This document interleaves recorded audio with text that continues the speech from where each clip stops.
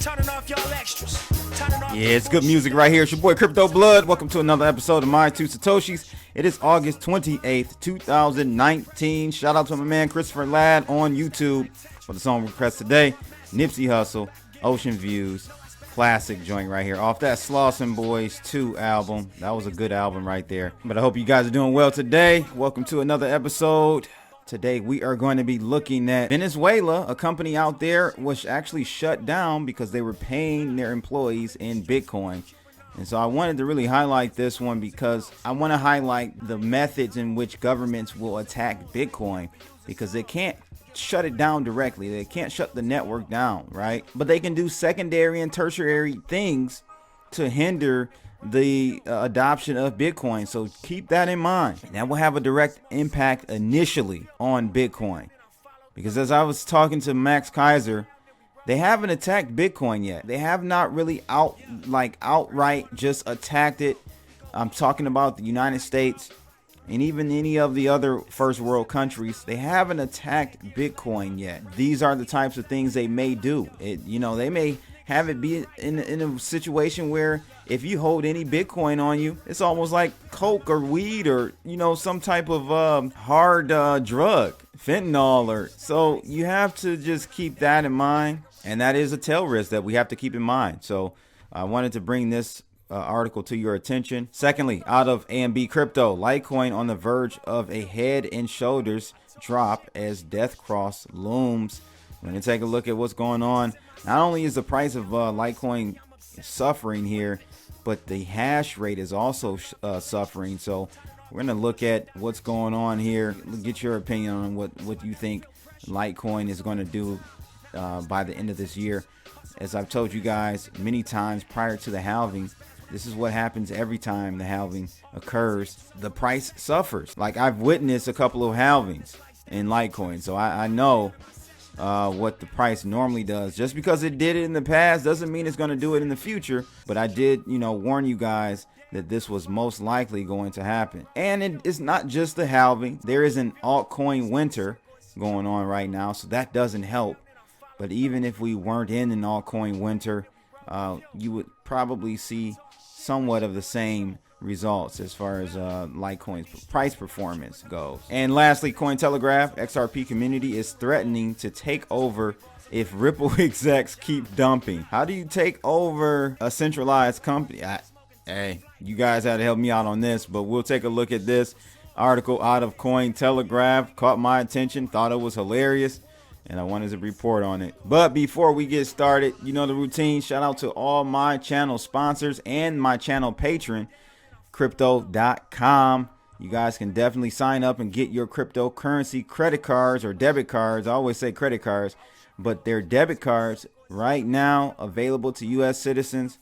Very neat platform they have over there. A lot of perks. You've got rebates on Netflix, even Airbnb and Expedia.com. So depending on the tier that you purchase the card. So definitely check those guys out, Crypto.com. And secondly, Moon Lambo tees. Those guys have some awesome apparel, and I believe their Instagram promotion is still going on. Grab that bag giveaway. Over $200 worth of stuff inside, including a Ledger Nano S. Check out moonlambo.tees on Instagram to find out further details on that. But let's take a look at this heat map right now. We're up about 3/4% in Bitcoin to 10,259 bucks. Ethereum's down slightly 1/3% to $186.62. Litecoin at $71.64, down 1.8%. EOS down as well, 1.8% to $3.50.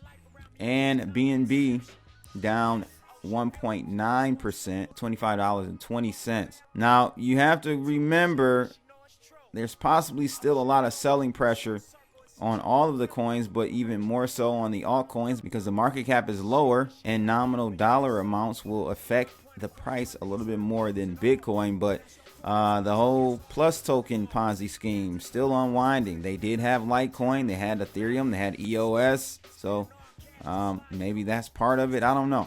But let's take a look at this article out of AMB Crypto. Litecoin on the verge of a head and shoulders drop as death cross looms.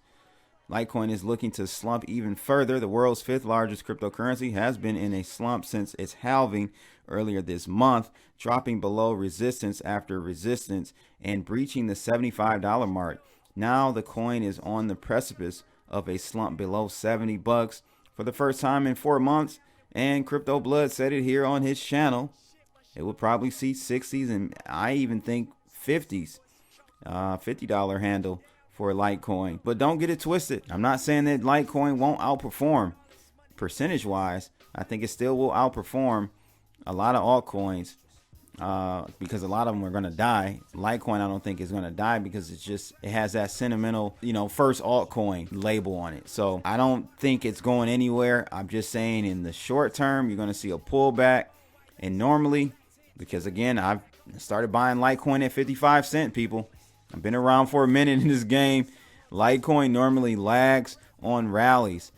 So when Bitcoin makes that next move, let's say it goes for the all-time high of 20,000 and moves further past that, for whatever reason, Litecoin tends to lag many months before it starts moving up with the rest of the market. It even lags a lot of the altcoins as well. What happened in the past is going to happen again in the future, but it's just something to keep keep in mind. The article goes on to say the larger market is also faring no better, with Bitcoin stuck above the 10,000 mark and the altcoin brigade unable to budge the King's almost 70% market dominance. There looks to be no catalyst for Litecoin to make a U-turn. Litecoin began the month at over $100 in price and quickly began a severe downtrend as the post-halving bulls began to wreck the markets. And if I'm not mistaken, didn't Jason 4 get back in at like 120, 115? He initially buys it, tells all his subscribers to buy, use their credit card or whatever, buy it $250, rides it all the way down, sells at 25, buys back at 120 or 115, I heard. And there are people that actually listen to that guy. Jeez. Within the next week, the cryptocurrency shaved over $10, dropping below the support flipped resistance placed at $78 and $75. Although no massive price cliffs have been seen since the drop to $75, the price has not managed to break the aforementioned resistance level. However, there have been two potential breaches on the 23rd of August and 25th of August respectively. However, the volume to back that push was not seen. As things stand, Litecoin is stuck in a descending triangle as the price seems to be teetering downwards. And the article finishes up saying at press time, the 50-day moving average was looking to dip below the 200. That is called a death cross if it happens. To further compound the same, the relative strength index, or the RSI, on the coin is also on a downturn and was placed at 34.89 at press time. So this is what they're referring to, this particular image here, potential death cross on the horizon. So let's see if it can avert that death cross and keep hope alive from a price perspective. So it's also worth mentioning that Litecoin's hash rate has declined over 30% since the block size halving event earlier this month. So you guys think this is Litecoin specific? There are other altcoins feeling the pain as well, EOS included, Ethereum. How much of this do you think it's Litecoin, or how much do you think it is actually just the altcoin winter season we're in right now? Let me know in the comments below. Next article out of the Merkle. Venezuela company paying employees in Bitcoin gets shut down. Various countries continue to oppose cryptocurrencies. Venezuela has become a notorious example in that regard. In a recent turn of events, the government is now targeting companies who pay employees in Bitcoin. One company has been officially sanctioned for doing so. Things got so bad that numerous employees were laid off in the process. It says that most people are aware of how Venezuela is struggling financially. The country has gone through recession and hyperinflation in recent years. It seems things are not improving either. As the situation only grows dire, the government officials are now officially investigating companies paying their employees in Bitcoin. In a recent Reddit post that shows how dire things have gotten in recent months, one company began paying its employees in Bitcoin. On the surface, there's nothing wrong with doing so. After all, private companies in the country can still make their own decisions. A part of the company was sold several years ago, and numerous employees were let go or left on their own accord.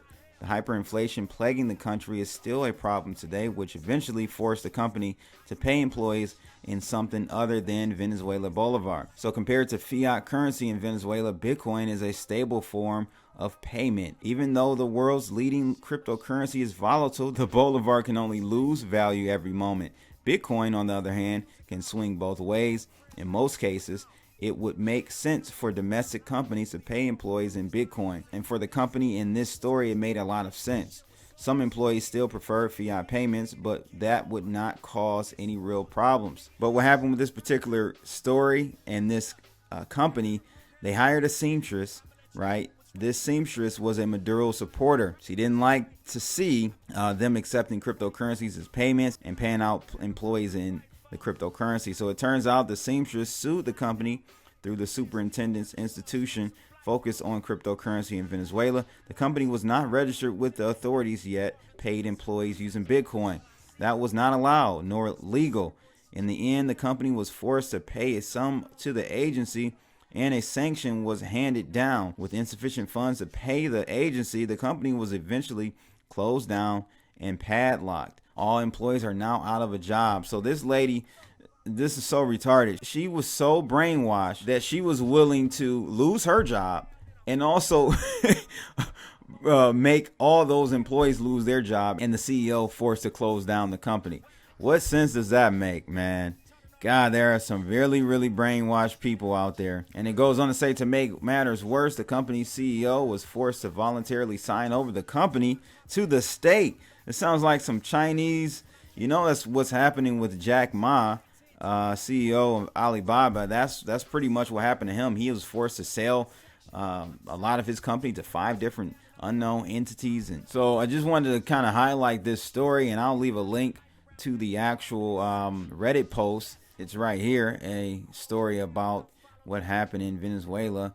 But yeah, this is what will happen, and it'll make a lot of companies scared to accept Bitcoin. So if you have companies and merchants not willing to accept Bitcoin because of being scared to be reprimanded by the governments, then what position does that put Bitcoin in? So you better believe there are ways, guys. There are definitely ways. I'm not too sure we're going to get there in the United States. But in many countries, you will see them really attack Bitcoin, force it to the black market, and on the black market, I think it'll be even more expensive. So just something to keep your mind on when looking to invest into these cryptocurrencies. It's a wild world out there. Are you willing to really roll with the crypto gang? If not, you need to get out now. Third article, Cointelegraph. XRP community is threatening a takeover if Ripple execs keep dumping. Angry about the negative market consequences of Ripple selling XRP to its clients is prompting token holders to conceive of even more ingenious means to fight back. So right out the gate, and just let you know that they don't care about the utility of XRP. They just care about speculation, greatest fool's theory. They want to buy XRP, shill it to everybody that they know, and hopefully sell it at a higher rate. But they fail to realize that they're selling to people who don't understand the value of it and think that it's going to go higher. So really, at the end of the day, you're screwing people in those types of endeavors. In a tweet published on August 26th, Twitter user Crypto Bitlord quipped to his 102,000 followers about his latest scheme for a community effort, writing, "I'm thinking about forking XRP so we don't have to deal with the founders dumping. This will be a community effort. Retweet if you're in." Crypto Bitlord's anger has spilled over beyond witticisms. 3 weeks ago, he started a change.org petition entitled Stop Ripple Dumping, which has secured almost 2,500 signatures at press time. Well, we know that the community can't take over Ripple because it's a private company, and any fork of Ripple is just yet another shitcoin. Earlier today, Crypto Bitlord tweeted to Ripple's CEO and CTO saying that you now have 60 days to stop dumping XRP or we will stage a community takeover. If it's a decentralized network like you say, We have power to do that. Idiots. And this guy has 102,000 followers. As previously reported, Ripple's quarterly reports have consistently revealed the high number of XRP tokens the company is selling to fund its investments in different firms that have the potential to grow the XRP ecosystem and to fund its operations. And I just want to say here really quickly, I'm gonna hip you to game here. So they're liquidating, right, on the people that believe in the community and the coin and all that. They're liquidating on them, and guess what they're doing? They're going to make acquisitions of other companies, which isn't going to benefit you XRP holders at all. It's only going to benefit them because they're privately acquiring companies with the money extracting from you XRP fanboys. Don't you see it? I'm trying to help you. Don't you see it? So they're only going to get richer, and the price of the tokens you're hodling are going to go lower and lower, and you're going to become poorer and poorer. And if, let's say, 1 out of 10 of the companies they acquire do very well, it'll make their pockets fat, and they'll be living next to crypto blood. The most recent published report in late July revealed a quarter-to-quarter increase of XRP sales of around 48%. Ripple, however, noted at the time that it had decided to temporarily pause programmatic sales and put limits on institutional sales. It also pledged to decrease future token sales substantially. As XRP's value continues to sink, this has done little to calm investors. This is a sad, sad situation, man. Hey, all I know is I'm putting this out there. I think that XRP is going to be in trouble, man. I can't see how this particular token is not a security. It'll be very interesting to see what the SEC says about them. They're going after little guys like Reggie Middleton, but yet they allow these buffoons to do this nonsense, man. It just makes no sense. Makes no sense. Oh, actually, it makes perfectly good sense. They want to protect the small investors, right? That's what it is, right? Anyhow, hey, but that's it for today, ladies and gents.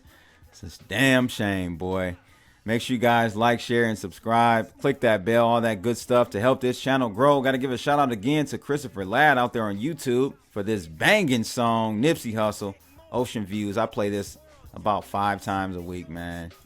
R.I.P. Nipsey Hussle. This is a back-to-back Nipsey day. That's my two Satoshis for August 28th, 2019. Holla! Talk shit, but she know it's true.